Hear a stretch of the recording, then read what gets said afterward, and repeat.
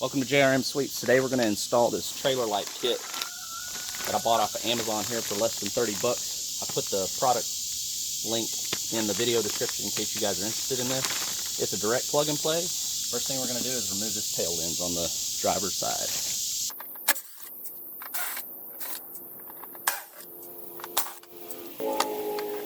The tail light removed, we need to disconnect the wires.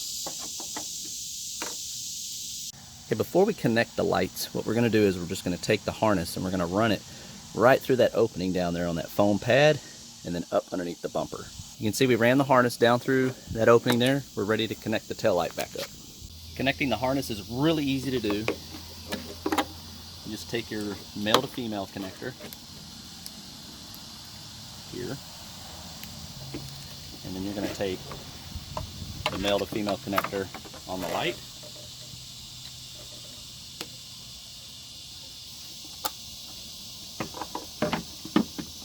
There are two different size screws here. The fatter screws are going to go on this side over here. The smaller screws, the thinner screws, are going to go on the right side.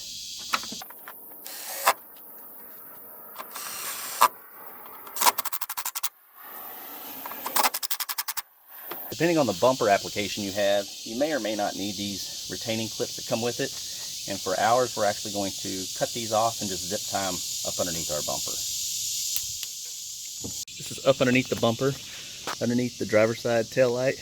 We went over the frame rail. And we're just going to run it all the way over to the hitch. Did one zip tie right here. I did another zip tie right here. And then I can just hide it. I'll put a little clip or just some kind of retaining piece there to keep that up underneath there until I'm ready to use it.